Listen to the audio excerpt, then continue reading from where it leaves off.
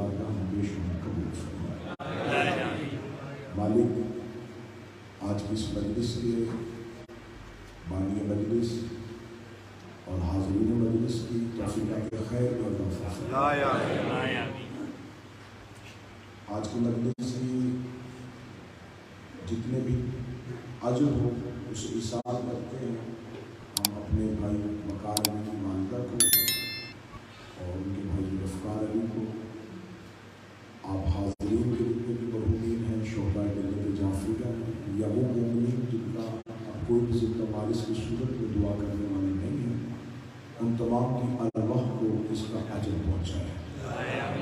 मेरा मालिक के ज़िक्र में बैठे हुए एक एक मोमिन और एक एक मोमिना की सांसों को तस्वीर शुमार फरमाए। हमारे आका, हमारे मौला, हमारे वारिस के ज़हूर में ताजील फरमाए। दुआओं को कबूलियत तक पहुँचाए, मुमकिन हद तक बुलंद सल्लल्लाहु अलैहि वसल्लम।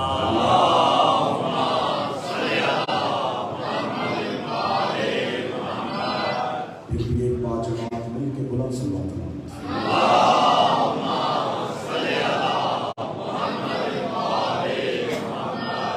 इजाज़त है ज़िक्र शुक्रिया से।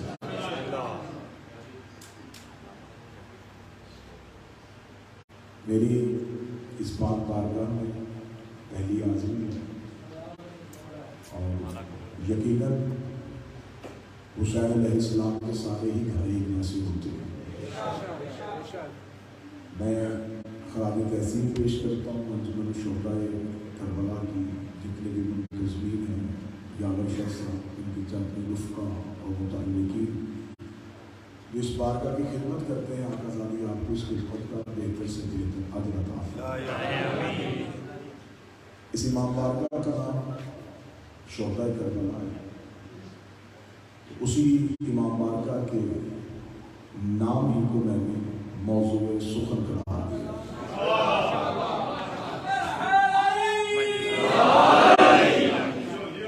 इन सैरोज़ा मजलिस में हम गुफ्तगू करेंगे करबला को, लेकिन करबला को किसी और रंग से देखने की कोशिश करेंगे।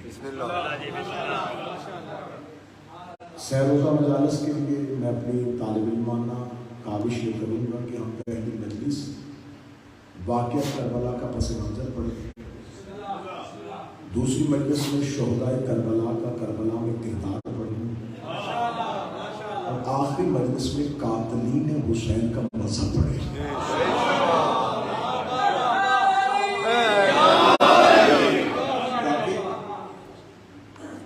जो 1400 साल पहले वाक़या हुआ उसकी हर ज़ी शऊर ने मज़म्मत की। कोई मुसलमानों का ऐसा फ़िरका नहीं जिसने वाक़या करबला में ये कह के मज़म्मत न की हो कि जो करबला में हुआ वो गलत। मैं मसाले की बात ना भी करूं तो अदियान आलम में कोई मजहब ऐसा नहीं है जिसने इस जुल्म को जुल्म कहा। पूरी तारीख़ इंसानियत का ये अनोखा वाक़या है जिसने दुश्मन का सर भी झुका दिया। इससे पहले जंगें भी हुई हैं, इससे पहले मार्के भी हुए हैं, इससे पहले इस्लाम की जंगें, ग़ज़वात और मार्कों की एक लंबी फहरिस्त है। लेकिन इस्लाम की किसी भी मार्के और किसी भी जंग ने इंसानियत को इतना मुतासिर नहीं किया जितना मुतासिर करबला ने किया।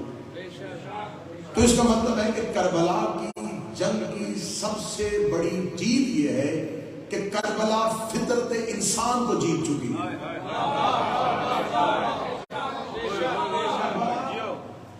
मैं बिल्कुल अनोखे रंग से बता पढ़ूंगा। करबला फितरत इंसानियत पर गालिब आ चुकी है। करबला ने हर ज़ी शऊर को अपनी तरफ मतवज्जह भी कर लिया है और उसका सर झुका भी दिया। लेकिन बहैसियत मुसलमान हमारे साथ सबसे बड़ी सितम ज़रीफ़ी ये है कि हमने करबला को सिर्फ हुसैन और यजीद इन दो शख्सियात के दरमियान रख लिया। अगर हम इमाम हुसैन के मानने वाले हैं तो हमने करबला से गिरिया भी लिया है, करबला से रोना भी लिया है, करबला से मातम भी लिया है, करबला से आज़ादारी भी ली है, करबला से ये जितनी भी हमारी रसूमात हैं, इबादात हैं, इनका ताल्लुक बिल वास्ता या बिना वास्ता ये करबला से जुड़ा हुआ है। لیکن ہماری سوچیں حسین علیہ السلام پہ ہے. جو حسین علیہ السلام کے ساتھ ہوا یہ غلط تھا. ہم اس ظلم کے خلاف کھڑے ہیں. احتجاج کو ماتم کہتے ہیں, ان کی محبت میں پیاس کو سبیل کہتے ہیں, ان کی محبت میں کھانا کھلانے کو لنگر کہتے ہیں, ان کی محبت میں کپڑے سول والے پہننے کو ہم لباس کہتے ہیں. ہم ان کی یاد میں اٹھنے والے کو علم کہتے ہیں, اٹھانے والی تعزیہ کہتے ہیں. اس کا مطلب ہم نے کربلا سے یہ چیزیں لی, لیکن ہمیں جانا ہے ان مجلسوں میں اس پس منظر کی طرف جس کی وجہ سے کربلا. مجھے اپنی نوجوان نسل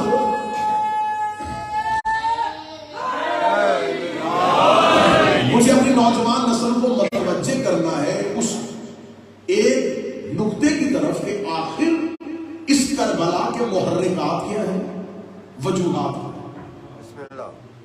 پڑھے لکھے لوگ تشریف فرما ہے, آپ کسی بھی واقعے سے ہر چیز لے سکتے ہیں, لیکن اس کی اصل افادیت ہے اس کے اس ہدف میں جس کی خاطر وہ مارکا ہوا.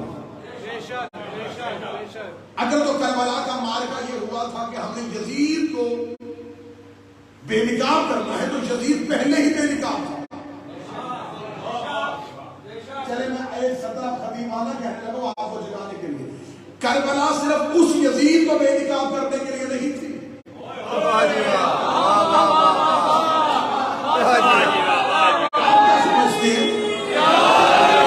آپ کیا سمجھتے ہیں کہ کربلا نے صرف ایک یزید بے نقاب کیا؟ تو یزید تو پہلے بے نقاب تھا. امت میں سے کس کو نہیں پتا تھا کہ وہ بد کردار ہے؟ امت میں سے کسے نہیں پتا تھا کہ وہ بیعت لینے کا حقدار نہیں؟ تو کربلا نے صرف اس دور کا یزید بے نقاب نہیں کیا. کربلا کا ہدف کوئی اور تھا, کربلا کا مقصد کوئی اور تھا.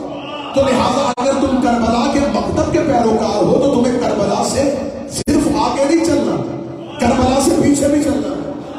تمہیں حسین علیہ السلام کی 10 محرم کے بعد نہیں چلنا, تمہیں حسین علیہ السلام کے اس ہدف کی جانب پڑنا کہ اگر وہ ہدف کیا تھا, وہ مقصد کیا تھا. اب یہاں پر آ کے میری قوم کے ساتھ ایک ستم ظریفی کی ہوئی, ہم نے اپنی سوچ کے مطابق کربلا کا نتیجہ نکالا. ہر ایک انسان کی اپنی 1.5 اینٹ کی مسجد ہے. وہ کہتے ہیں اصل کربلا کا نتیجہ ہمارے پاس. مسئلہ میں کھول کے بیان کر دیں. کربلا ماتم سکھاتی ہے, بالکل ٹھیک نتیجہ. کربلا گریا سکھاتی ہے, بہترین نتیجہ. نہیں کربلا سے صرف ماتم اور گریا نہیں, حسین تو نماز بچانے کے لیے آئے تھے, بہترین نتیجہ. یہ نتیجے ہیں, ہدف نہیں.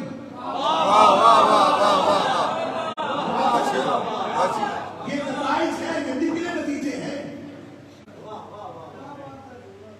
اگر آپ کہیں گے آج مجلس ہوئی تھی, نتیجہ یہ ہے اتنے مومنین ایک دوسرے سے نہیں ملے, مجلس سننے کے لیے اکٹھے ہوئے تھے, باجماعت نماز بھی ہو گئی, مجلس سننے کے لیے آئے تھے, امام حسین کی نیاز بھی چل گئی.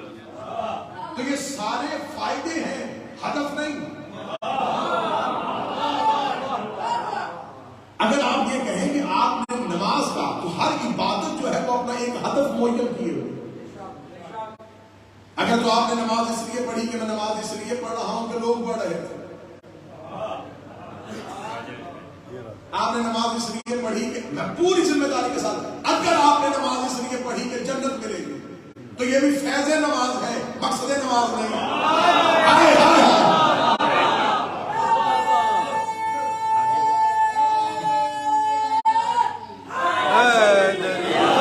اگر تو نماز ادا کی تھی کہ ہم نے جنت لینی ہے, قبر کی مشکلات سے بچنا ہے, حشر کی گرمی سے بچنا ہے, تو یہ سارے فیض نماز ہیں, مقصد نماز نہیں.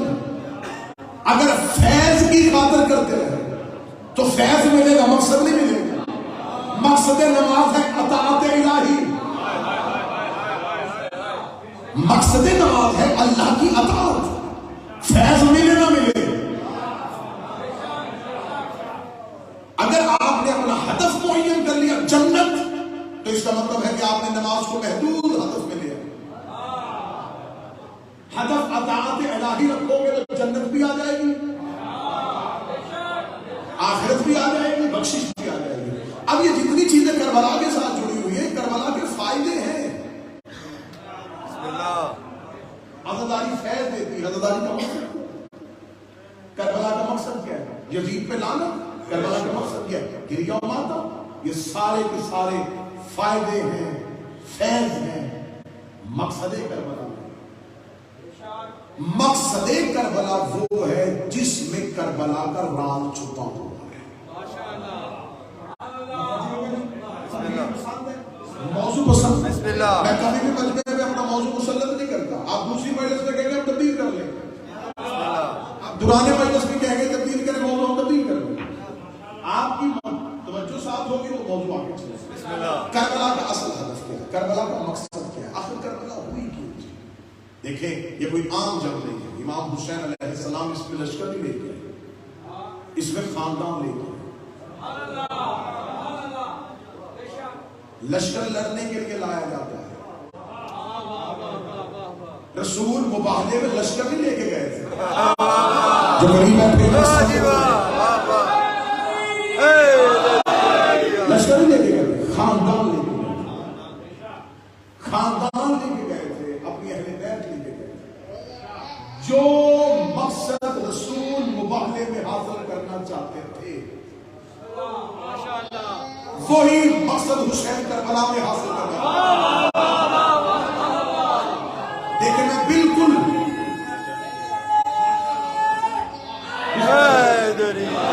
امام حسین علیہ السلام نے کربلا میں کسے لے کے گئے؟ جنگجو لے کے گئے، لشکر لے کے گئے. امام حسین علیہ السلام نے لڑنے والا لشکر تیار نہیں کیا، خاندان لیا، اہل بیت لیے، مستورات لیے، خاندان کے لوگ لیے، بھائی بیٹے بھتیجے بھانجے، ان سب کو. اب ہم نے قرآن سے یہ دیکھنا ہے کہ اگر حجت خاندان لے کے جائے تو مقصد کیا ہوگا؟ بدر میں رسول خاندان ہی لے کے گئے، احد میں خاندان لے، خیبر میں خاندان لے. ہم نے پوری اسلام کی جب ہسٹری پڑھی رسول کی بعثت سے لے کے رسول کی رحلت تک، مجھے ایک ہی واقعہ ایسا ملا جس میں نبی خاندان لے کے گیا، وہ تھا مباہلہ. میں نے قرآن سے پوچھا رسول مباہلے میں حاصل کیا کرنا چاہتے تھے؟ خدا نے کہا آپ مجھے بتاؤ رسول کیا لینا چاہتے تھے؟ میں نے اسے کہا تھا آج لشکر نہ لے کے آنا، آج علی سے کہنا ذوالفقار نہ لے کے آئے، آج علی سے کہنا میدان جنگ میں رزم غضب کی فناؤں میں نہ آئے، آج علی کو سال تلوار اور ذوالفقار کے ساتھ نہیں لے کے آنا، آج انہیں خاندان لے کے آنا ہے. بناؤ کو نسانہ و نساء کو انفسنا و انفسکم. میرے اللہ تو نے خاندان بلایا کیوں تھا؟ فرمایا ثم نبتہل فنجعل لعنت اللہ علی الکاذبین، کیونکہ میں نے جھوٹوں پہ لعنت کرنی تھی، میں نے جھوٹوں کو بے نقاب کرنا تھا. اس کا مطلب قرآن نے بتا دیا جہاں حجت خاندان لے کے جائے وہاں مقصد جھوٹوں کو بے نقاب کرنا.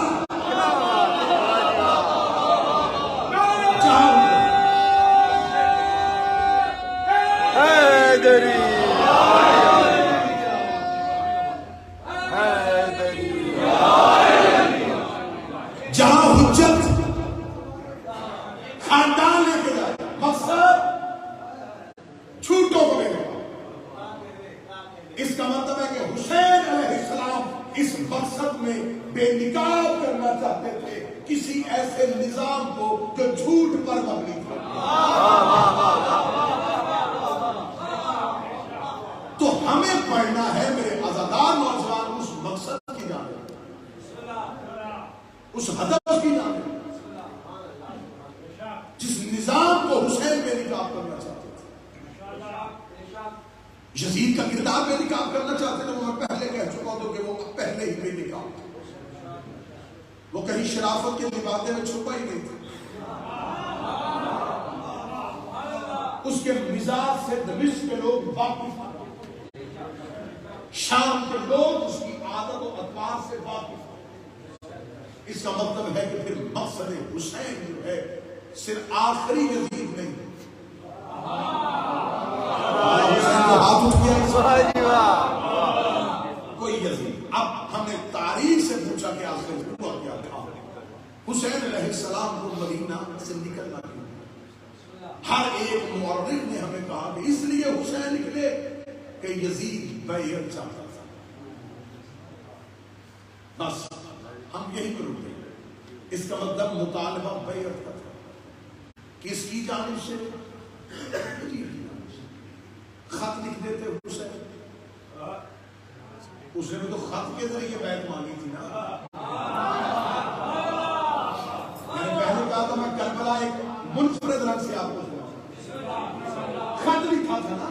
یزید خود مدینے میں خط لکھا تھا کہ حسین سے کہیں میری بیعت کر. وہ دیگر افراد سے اور بھی چاہتا تھا.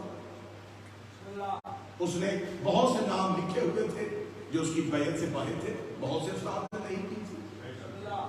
اس نے کہا حسین میری بیعت کرتے. حسین علیہ السلام ایک خط کا جواب خط میں لکھ دیتے کہ میں بیعت نہیں کرتا. اگر اس نے دھمکی دی تھی، یہ بات ذہن میں رکھیے گا، یہ دھمکی جو تھی یہ یزید کی طرف سے جو آئی تھی کہ حسین کو سختی سے بیعت کا مطالبہ کر. جو دھمکی قتل حسین کی آئی تھی وہ دربار سے مروان نے دی تھی. قتل حسین. اب یہ قتل امام حسین علیہ السلام کا مشورہ ولید کو، حاکم مدینہ کو، گورنر مدینہ کو جو دیا گیا تھا وہ مروان کی جانب سے تھا. حسین علیہ السلام چاہتے تھے یہ جتنا بھی زور لگا لیں مدینے میں قتل حسین ممکن ہی نہیں تھی. تو اس کا مطلب ہے کہ مقصد سفر حسین جو تھا جو 6 ماہ میں مستقل تھا، اس 6 ماہ کی انقلابی تحریک کے پیچھے کوئی بہت بڑا نتیجہ چھپا. میرے نوجوانوں بچوں، یہ کائنات کا پہلا انقلاب ہے جو 6 مہینے میں پھیلا ہے اور قیامت تک چلا گیا ہے.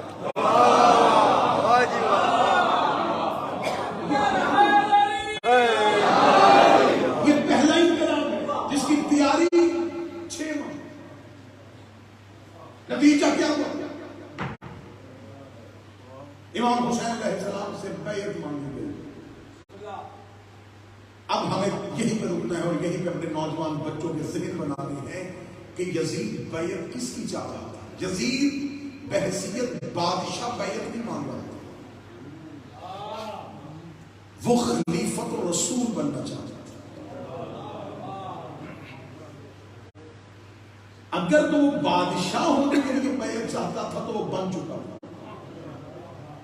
جس کے بیلٹ باکس سے 10 لاکھ ووٹ نکل آئے اسے ایک کی ضرورت کیا ہے؟ اس کو ووٹ پڑ چکے تھے. وہ تخت خلافت میں بیٹھ چکا تھا. وہ بادشاہت مضبوط کرنے کے لیے حسین سے بیعت نہیں مانگا. اب یہاں اگر پہلی تمہید میں آپ نے ساتھ دیا تو یقین کیجیے گا سفر بڑا آسان ہو جائے. یزید بادشاہ بننے کے لیے حسین سے بیعت نہیں مانگا، خلیفۃ رسول بننے کے لیے مانگا. اگر خلیفۃ رسول بننا چاہتا تو جب 18,000 مفتیوں نے فتویٰ جاری کر دیا تھا تو اسے حسین کی بیعت کی ضرورت کیا تھی. یزید جانتا تھا کہ ساری دنیا کے علماء میرے حق میں فتویٰ دے دیں، ساری دنیا کے لوگ میری بیعت کر لیں. خلیفۃ رسول ہونے کے لیے محمد کے بیٹے کی بیعت ضروری ہے.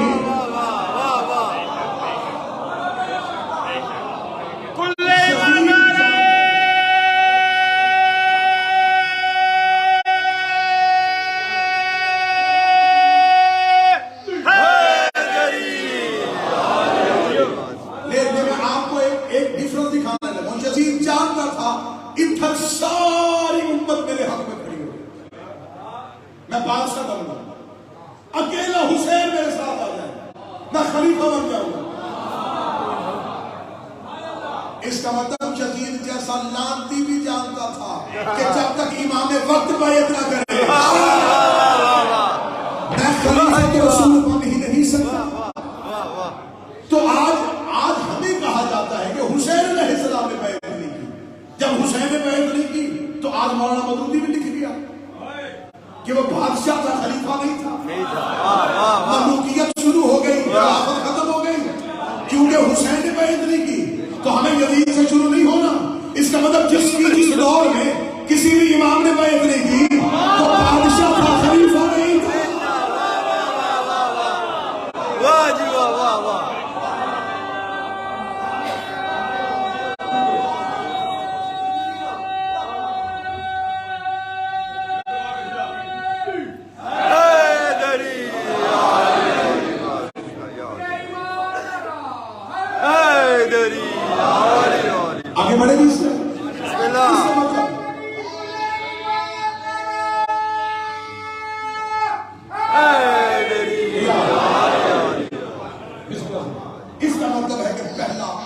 یزید جیسے بدترین حکمران کی طرز حکمرانی سے ایک نتیجہ نکلا کہ اگر امام وقت خاندان رسول کا کوئی فرد بیعت نہ کرے بادشاہ ہوگا، خلیفہ نہیں ہوگا۔ ابن اسیر مان لیا خلیفہ نے، موضوعی مان لیا خلیفہ نے، شبلی نمازی مان لیا خلیفہ نے، آج تعلقاتی مان رہا ہے خلیفہ نے، فضل رحمان مان رہا ہے خلیفہ نے، ڈاکٹر جمیل مان رہا ہے یہ خلیفہ نے، سارے مان رہے ہو خلیفہ نے، خلیفہ نے، خلیفہ نے، کیوں نہیں ہے؟ حسین نے بیعت نہیں کی تو اس کا مطلب ہے حسن نے معاویہ کی بیعت نہیں کی، خلیفہ نے۔ بچنے کا ہاتھ یہی میں کہہ دوں، تین خلفاء کی علی نے بیعت نہیں کی، خلیفہ نے۔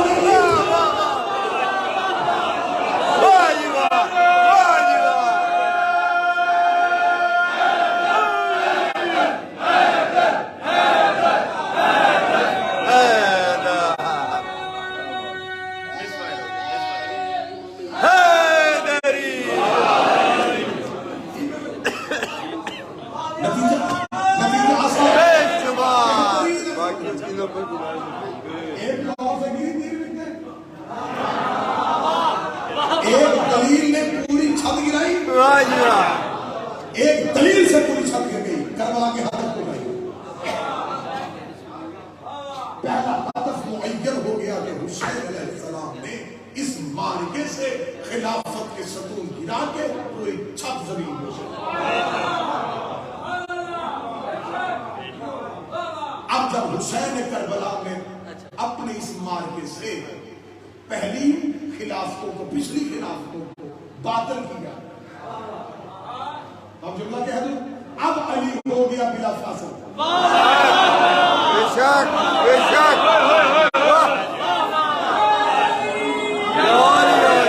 بلا فاصل، کیونکہ گرا دے حسین، وہ ستون گرا دیے جو مصطفیٰ علی کے درمیان۔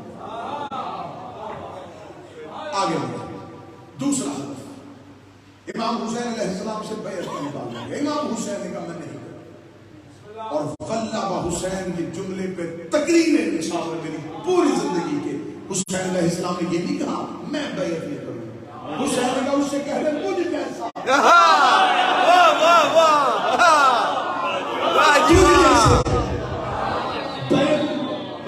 یہ کوئی شاعر کا کلام نہیں ہے، یہ کوئی ادیب نہیں بول رہا، وقت کا امام مجھ جیسا۔ اور جب حسین نے کہتے نا مجھ جیسا تو اس کا مطلب کچھ مجھ جیسے ہے۔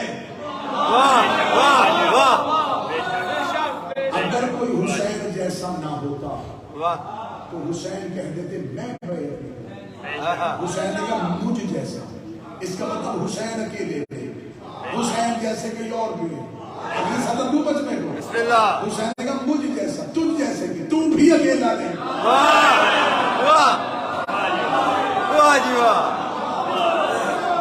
تیرے جیسے مجھ جیسا تجھ جیسے بیعت نہیں کرے گا۔ حسین علیہ السلام کے جملے سے تین نتیجے نکال، مجھ جیسا یعنی کہ حسین علیہ السلام ایک نظام کے نمائندے، ایک سسٹم ہے، حسین علیہ السلام اس کی نمائندگی کرتا۔ تجھ جیسا اس کا مطلب وہ بھی اکیلا نہیں، وہ بھی ایک سسٹم کی نمائندگی کرتا۔ اگلی صدر حسین کا نہیں کرے گا۔ جب حسین علیہ السلام نے کہہ دیا نا کہ مجھ جیسا یعنی کہ میرے نظام میں جتنے بھی ہیں وہ تیرے نظام والوں کی بیعت نہیں کریں گے، تو اس کا مطلب نہ پہلے ہوئی ہے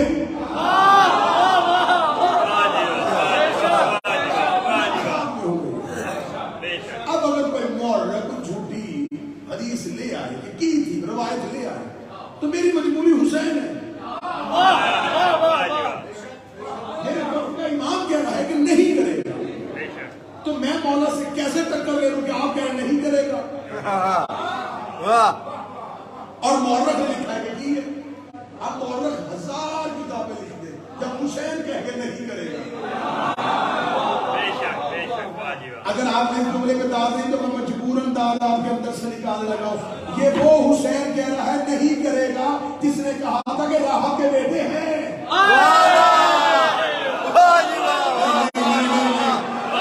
جس نے کہا تھا کہ راہب کے بیٹے ہیں وہ کہہ رہا نہیں کرے گا. جس نے ہے کہا تھا تو اللہ نے نہیں کو ہے میں بدل دیا تھا. جس کی ہے ایسی ہے اس کی نہیں کیسی.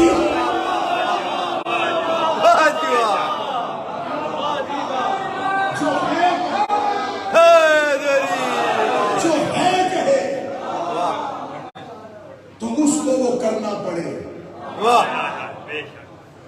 جس کی ہے میں یہ طاقت اس کی نہیں میں کیا ہو. اور ہے آسان ہے نہیں مشکل ہوتی ہے. امام حسین علیہ السلام اگر نہیں کرے گا تو پھر نہیں.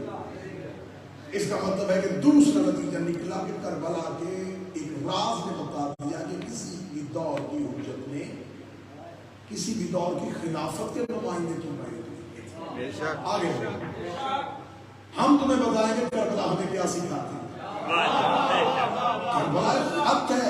جو حق اور باطل کو یوں دودھ کا دودھ اور پانی کا پانی کر دیتے. 2 × 2 4 ہو جائے گا. لوگ کربلا کو پڑھنا شروع کر دیں.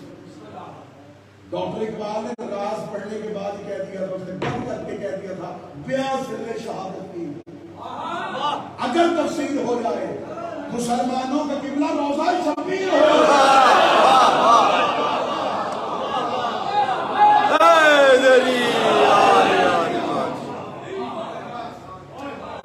محمد علی جوہر کہہ گئے کہ قتل حسین اصل میں مرگ یزید اسلام زندہ ہوتا ہے. لیکن وہ محمد علی جوہر کے شاعر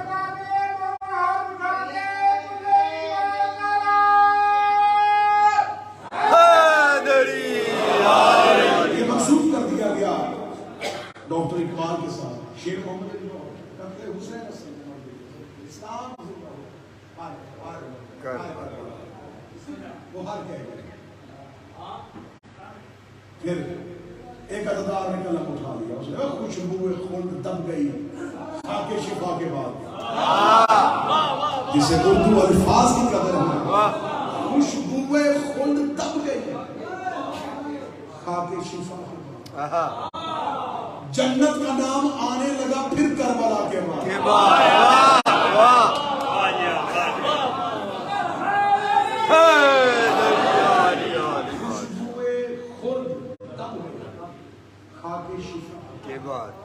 جنت کا نام آنے لگا پھر صبر خلیل ہمت ایوب تذکرہ یعقوب یہ سب تذکرے ہیں ذکر شاہ کربلا کے بعد. ہوتا حسین دنیا میں اگر کوئی دوسرا پھر کربلا بھی ہوتی اس کربلا کے بعد. قبر سے تسلیم یہ روح جو کرے اسلام زندہ ہو چکا بس کربلا.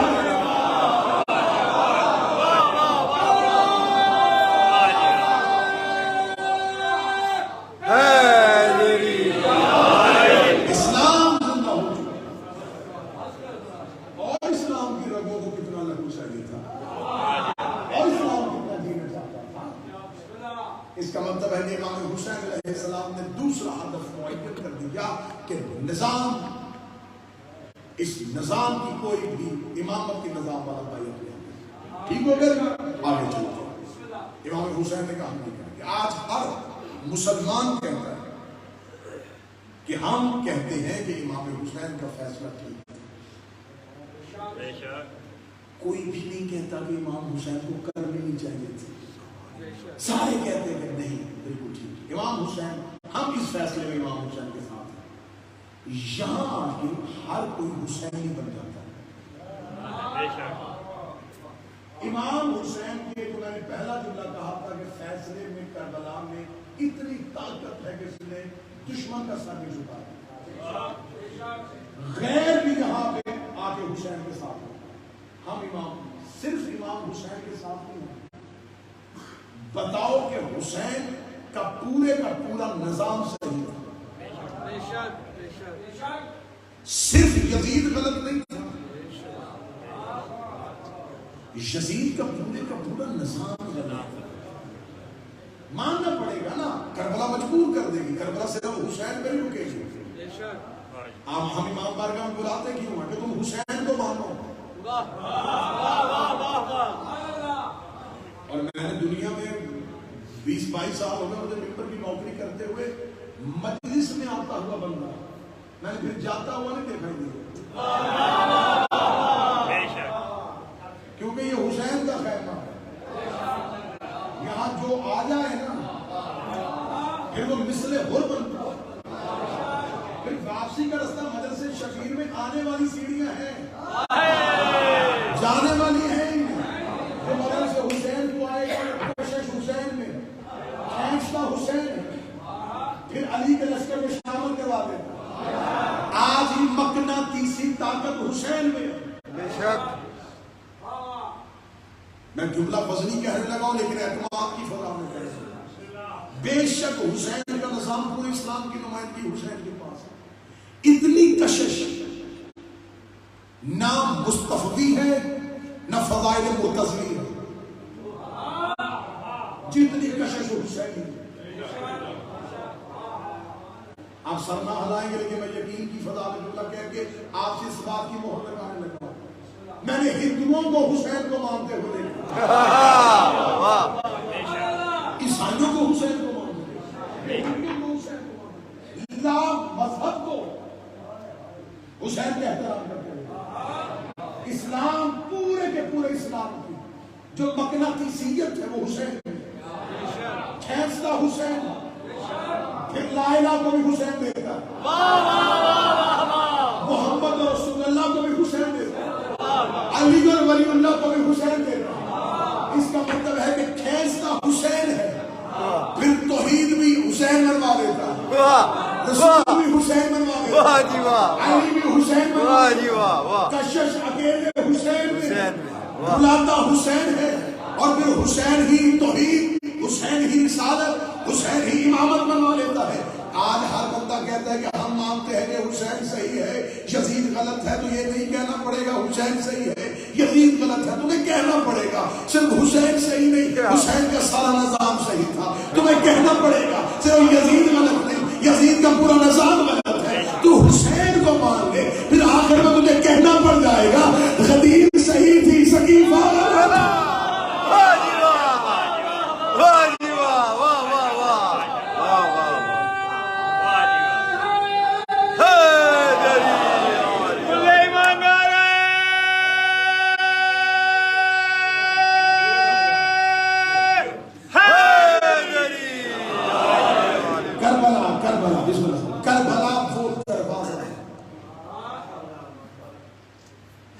جہاں سے گلی گلی میں نکلتے یہ مدرسے حسین کا دروازہ, یہ امام بارگاہوں کا دروازہ, یہ کربلا کا دروازہ. اس دروازے سے گلی غدیر کو نکلتی اور غدیر والی گلی معراج میں نکلتی.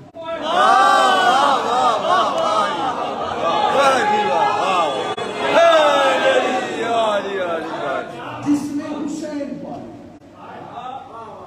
اس نے توحید پایا. بے شک وہ تو فقیر جملہ کہہ جاتے ہیں نا, وہ عارف جملہ کہتے ہیں, جو معین الدین چشتی نے کہا دین عظیم دین بنا. اور پھر آخر میں اس کو کہنا پڑ گیا تھا, اس نے کہا اب لگائے فتوے مولوی حقہ کی بنا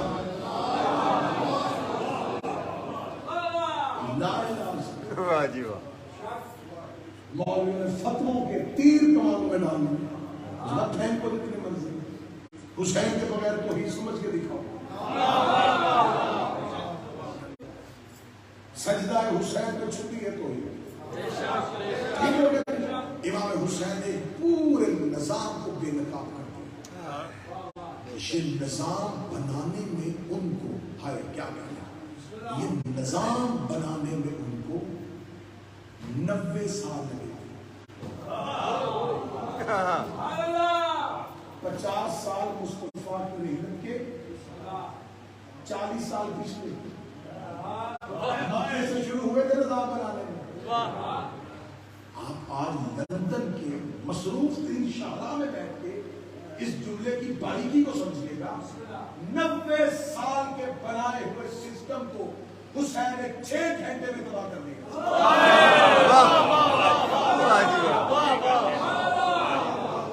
کوئی دنیا کی بڑی سے بڑی سپر پاور نہیں کیا جو اتنے بڑے نظام کو یوں روک دے.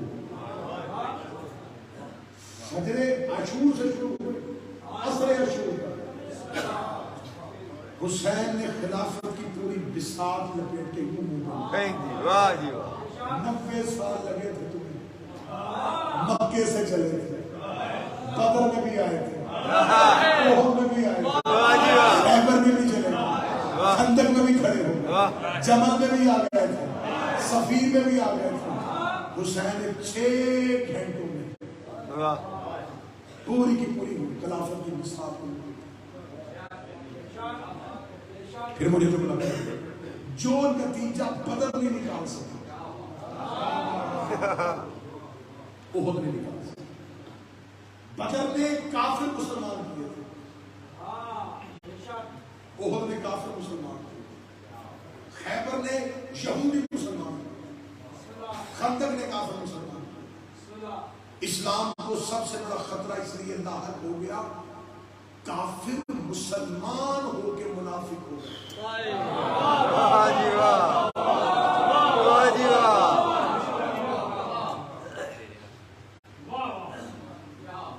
اب یہ زیادہ خطرناک ہو گیا.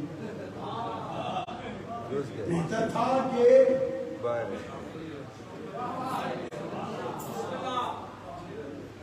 منافق اسلام کے اندر. اب یہ جو وائرس تھا یہ اسلام کے بدن کی رگوں کے اندر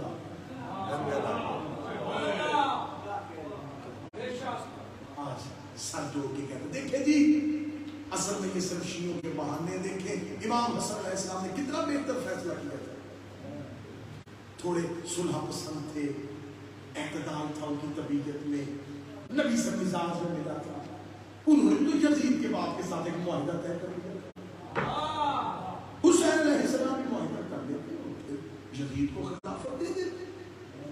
لیکن امام حسین علیہ السلام نے کیونکہ باپ کی طرف سے جلال تھا جو شیعی طبیعت تھی تو کربلا کا واقعہ. میں پڑھنے کے بچوں کے لیے مثال ہمیشہ کیونکہ بات بھول جاتی ہے, مثال بھولنے نہیں دیتی. بندہ مثال کو ایسے ساتھ جوڑ دے نا بات ہمیشہ یاد رہے. یہ مثال ہی تھی پلانوں کی ممبر جس نے غدیر نہیں بھولنے دی.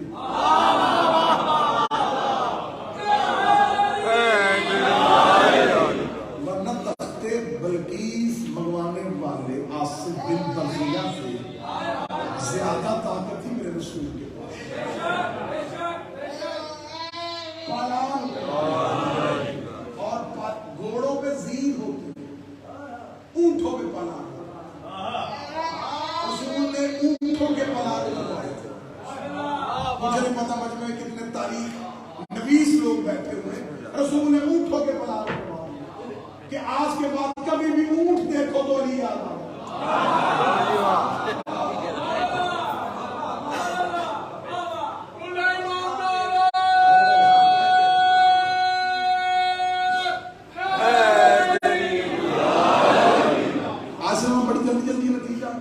کل ناصرین حسین کو کردار کیا تھا, اور پھر آخری مجلس میں صرف یزید نہیں, یزید تو دمشق میں بیٹھا تھا, کربلا کون کون آیا تھا, کس کس کا بیٹا تھا, کس کس نے کتنی کتنی حدیثیں حسین کے قاتلوں سے آج بھی نہیں ہوئی. یہ تو ہمیں بیوقوف بنایا ہوا کہ ٹھیک ہے یہ شیعہ بھی صرف یزید کے پیچھے لگے ہیں. اور وارداتی اور خطرناک گروہوں کا ایک طریقہ کار ہوتا ہے, جب پورا گینگ ٹریس ہو جائے نا وہ ایک بندہ پیش کروا دیتے ہیں,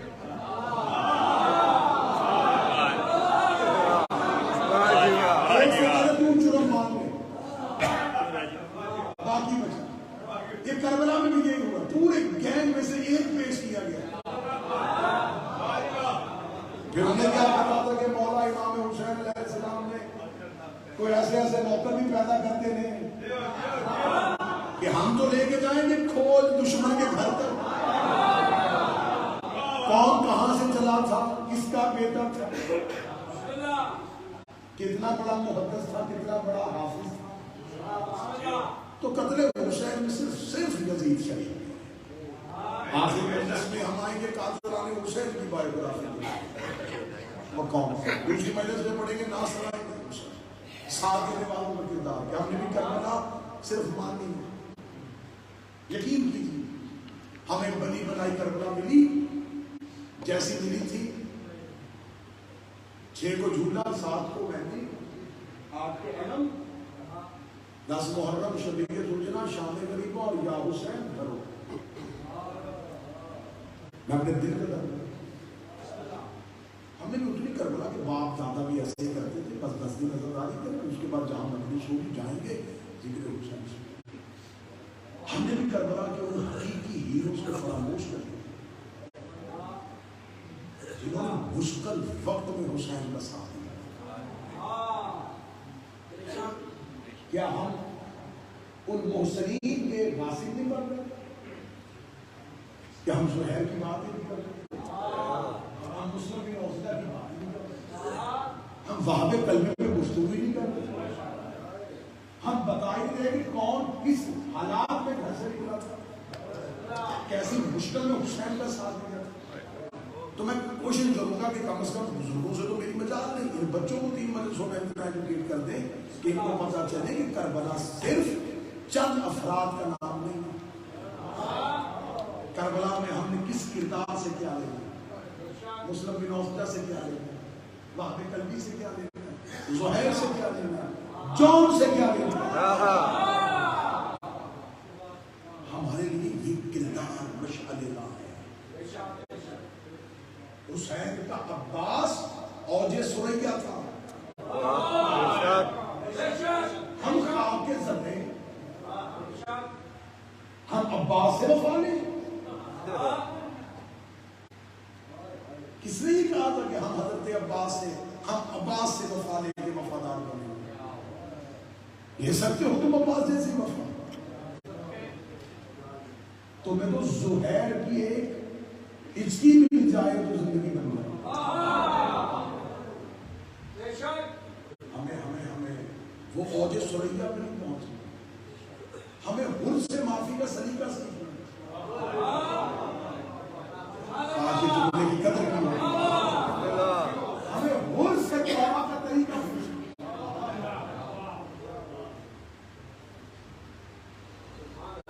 ہمیں پوچھنا ہے حبیب سے کہ کیسے ہوں تو ایمان بلاتے ہیں.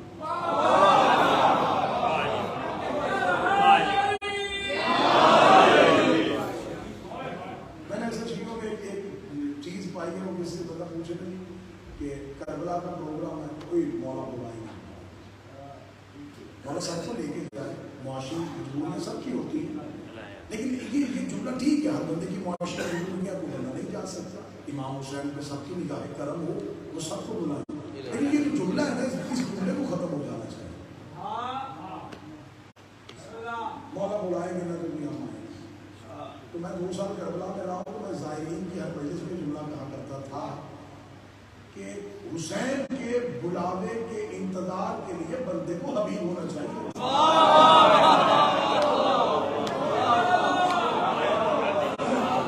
تو کوئی حبیب ہو تو حسین بلاتا ہے. نوکر کا کام ہے مالک تک پہنچنا.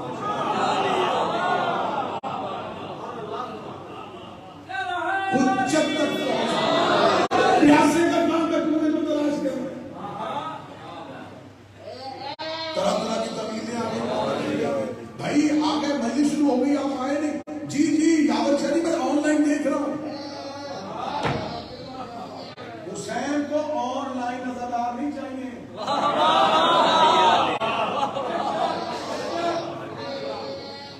جملہ کہہ دوں بیان تو طبیعت تو میں نہیں بھول جائے. کوفہ میں جو آن لائن تھے وہ وہی رہ گئے. بازی وہ لے کے گئے جو حسین تک پہنچ گئے.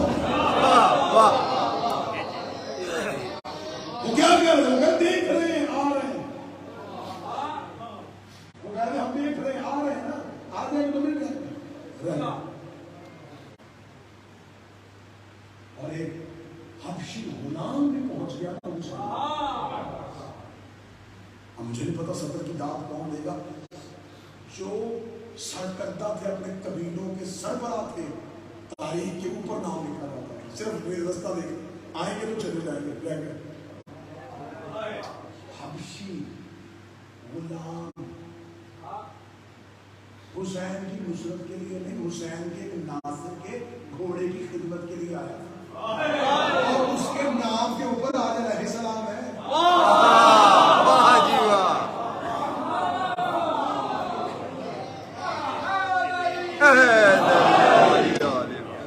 تمہیں کیا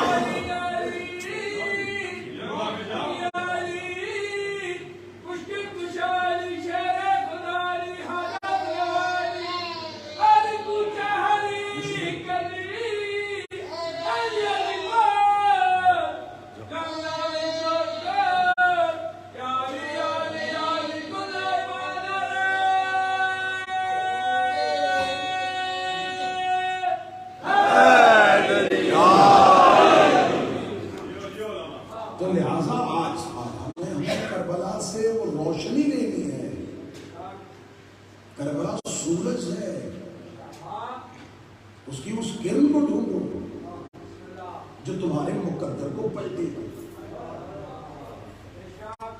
کربلا کی اس حقیقت کو سمجھو جو ہمیں مثل حر بنائے. صرف کربلا سے بات نہیں, صرف کربلا سے بات نہیں, صرف کربلا سے نہیں. یہ کربلا کے تبرکات ہیں. صرف حسین سے یہ لینا ایسا ہی ہے جیسے مجلس میں آ کے صرف نیاز کھانا. یہ ادباری یہ ماتم یہ روح یہ کربلا کے نیاز ہے. یہ نیاز وہ لے جس نے مقصد حسین کی مجلس سنی. آج بدن سے حسین میں تو بندہ بالکل مجلس نہ سنے, اے نیاز کے ٹائم دروازے میں کھڑا ہوں 10 بندے اسے تانا دیں گے, مجلس سنی نہیں. نیاز کا نام مقصد حسین کی مجلس میں مقصد حسین کو پہچانو گے, پھر گریے والی نیاز ہو, پھر ماتم والا تبادلہ, پھر رونے والی صدیق ہو. مقصد سمجھ کے آنسو نکالو گے تو یہ وہ آنسو ہے جس میں مچھر کا پر بھیگے تو جنت معلوم ہو.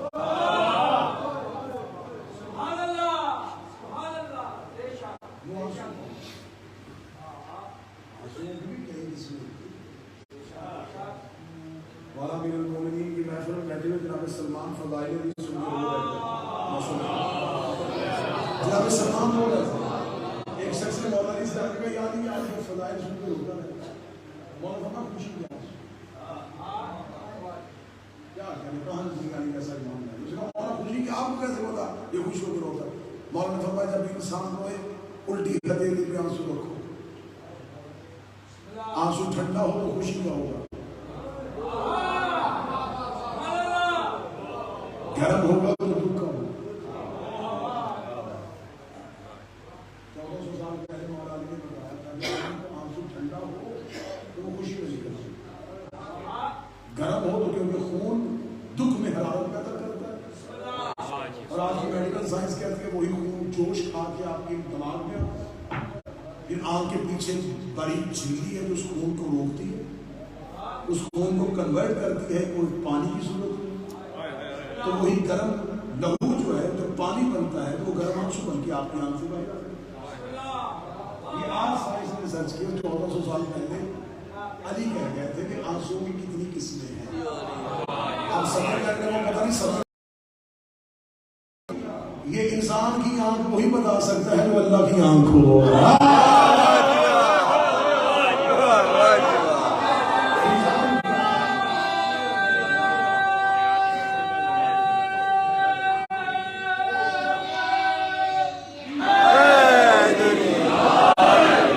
مزاج عین انسانی وہی سمجھ سکتا ہے جو عین اللہ. گفتگو بڑھے گی اور تمام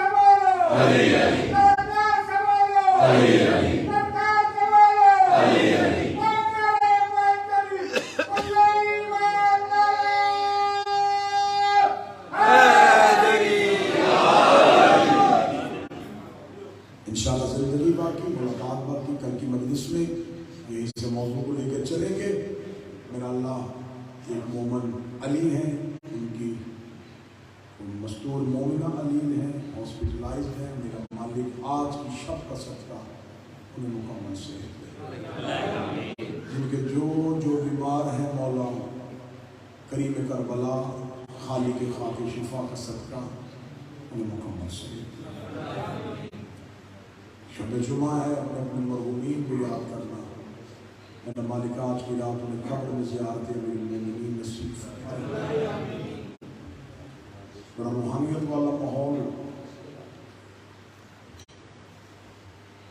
گزر رہی ہیں کوفے سے علی کی بیٹیاں.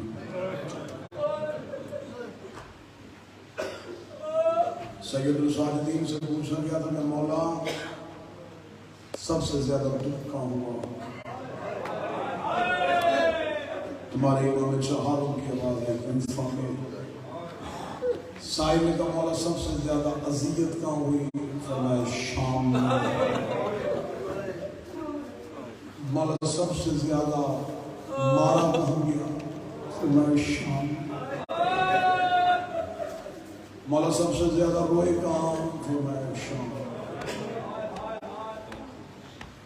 مولا اذیت شام میں، تکلیف شام میں، گریہ شام میں، دکھ کوفے کا کیوں؟ امام رو کے فرماتے شام والیوں کو نہیں پتا تھا کہ یہ زینب تھا.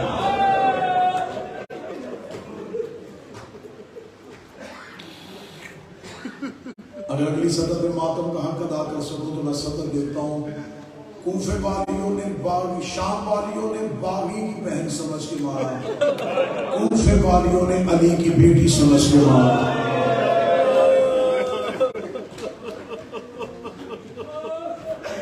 شام کی فاحشہ عورتوں کو کیا پتا تھا کہ بنت علی کون ہے. کوفہ کی عورتیں یہ کہہ کے پتھر مار رہی تھی وہ جسے چلنا نہیں آتا یہ علی کی بڑی بیٹی ہے. کربلا کے بعد پہلی منزل کوفہ. اللہ وقار کو صحت دے، ان کی والدہ کے درجات بلند ہو، میر بانشاہ کے درجات بلند. اس بارگاہ کے ساتھ جڑے ہوئے ہر وہ مومن و مومنات جو اس دنیا سے چلے گئے ان کے درجات بلند ہوں. صدر بحائز ان کہہ دینا کربلا کے بعد پہلی منزل کوفہ آئی. ایک سر نے کئی سروں کا استقبال کیا.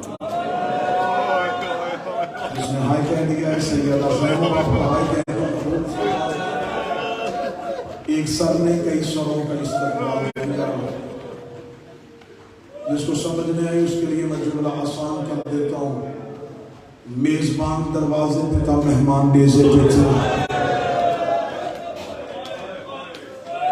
دروازے والے میزبان نے نیزے والے مہمانوں کا استقبال کیا. بے ساختہ مسلم نے نکیر کے سر سے آواز آئی محمد کی بیٹی تجھ پہ میرا سلام، مصطفیٰ کی بیٹی تجھ پہ میرا سلام ہو. بالوں کے اندر چھپا ہوا چہرہ تھا بنت علی کا. میری شہزادی عالیہ نے چھپے ہوئے چہرے کے ساتھ بول کے کہا سجاد میرے ایک دن میں 18 مارے گئے، مجھے سلام کسی نے نہیں کیا. میں کربلا کی اجڑی ہوئی یہاں تک پہنچی ہوں، مجھے سلام کس نے کہہ دیا ہے؟ اگلی سطر معاف کر کے جملہ پڑھنے لگا ہوں. سادات و غیر سادات سیدہ سجاد نے جملہ رو کے کہا اماں چہرہ باہر نہ نکالنا، سامنے چچا مسلم کا سر. مسلم کے سر کا نام آنا تھا. جناب مسلم کی زوجہ عباس کی بہن رقیہ نے اپنے اونٹ سے گر کے مسلم کے سر کے نیچے گئی، رو کے کہتی ہے مسلم نہیں پوچھتی کیسے مارا گیا، مسلم نہیں بتاتی کہ میرا کربلا میں برقع کیسے اترا، مسلم مجھے جلدی سے بتا دے میں نے تیرے ساتھ اپنے 2 بچے بھیجے تھے، کوئی میرے محمد کی خبر ہو، کوئی میرے ابراہیم کا پتہ.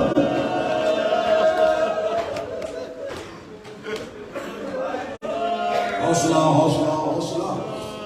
سادات و غیر سادات. پہلی منزل کوفہ. دعا کیا کرو میرا مولا میرا اللہ تجھے آل رسول کا واسطہ. کوئی بیٹی یا بہن اجڑ کے اس شہر نہ جائے جہاں لوگ اسے پہچان.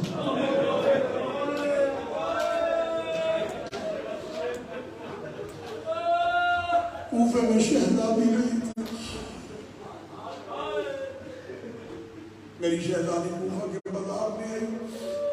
مولا سجاد کی آواز اماں جس بازار سے اب ہم گزرنے لگے نا اس بازار میں حبیب ابن مطہر کا گھر.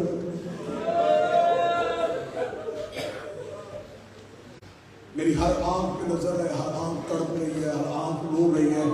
جب کا نامہ اسی بازار میں حبیب ابن مطہر کا گھر ہے اور سب کے ہو جاؤں ولی کی بیٹی رو کے کہتی میرا اونٹ اس کے مکان کے قریب کر، میں حبیب کی زوجہ کو حبیب کا پرسہ دے دوں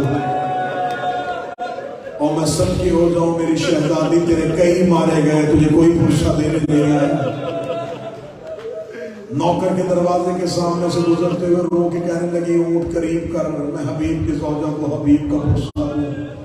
بی بی کا اونٹ جناب حبیب کے مکان کی چھت کے قریب آیا. حبیب کا بیٹا چھت پہ کھڑا تھا.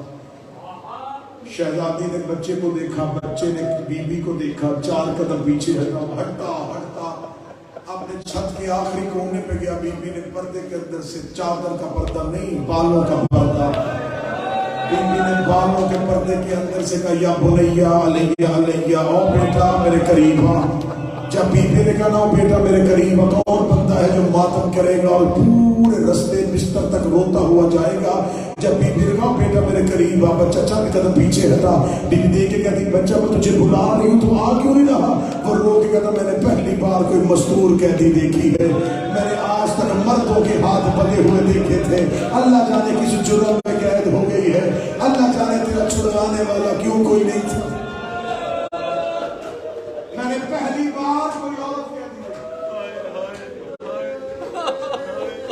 آج 2023 میں بھی قانون ہے اور تو بہت بڑھیا نہیں پہنا.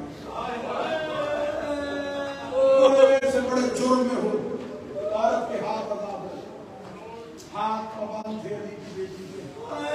حبیب کا بیٹا دیکھ کر میں نے پہلی بار کوئی عورت قیدی دیکھی ہے. بیوی دیکھ کر تو چھت پہ قیدیوں کا تماشا کیوں دیکھ رہا ہے؟ کہتا میں کبھی نہ دیکھوں، میں تو چھت پہ آیا تھا اپنے بابے کا رستہ دیکھنے کے لیے. دیکھ کہتی کہاں گیا تیرا بابا؟ کہتا عراق گیا تھا. ہمارے مولا عراق آئے ہوئے ہیں. ہمارے مولا نے نینوا کے جنگل سے میرے بابے کو خط لکھا تھا. میرا بابا میرے مولا سے ملنے کے لیے گیا ہے. میں ہر صبح چھت پہ کھڑا ہو کے عراق کا رستہ دیکھتا ہوں کہاں سے میرا بابا آ رہا ہوگا. بیوی دیکھ کے کہتی بیٹا اس سے پہلے کہ میرا اونٹ تیرے مکان کے قریب سے گزر جائے جلدی کر اپنی ماں کو کہہ تجھے بازار میں کوئی کہتر بلا رہی ہے. چل کر اپنی ماں کو کہہ تجھے بازار میں کوئی کہتر بلا رہی ہے. حبیب کا بیٹا دیکھ کے کہنے لگا بیوی تجھے نہیں پتا میری ماں علی کی بیٹی کی کنیز ہے. علی کی بیٹی کی کنیز سے کبھی چھتوں پہ نہیں آیا کرتی. شہزادی دیکھ کے کہتی اچھا بیٹا پھر تیری ماں جانے، تیری ماں کا مقدر جانے. بیوی کا اونٹ 4 قدم آگے بڑھا تھا. یہ حبیب کے سر نے نیزے سے پرواز کیا، اپنے مکان کی چھت پہ آیا. اپنے بیٹے سے کہتا ماں کو کہ آگے لگا برقعے کو، دروازے پہ علی کی بیٹی آ گئی ہے. حبیب کی زوجہ سے چادر قسم لی. حبیب کی زوجہ ننگے سر ننگے پاؤں دوڑی بازار میں آ کے علی کی بیٹی کا اونٹ دیکھا. 4 سال کی قیدر کو دیکھا. آگے چلتے ہوئے خون ہونے والا سجاد دیکھا.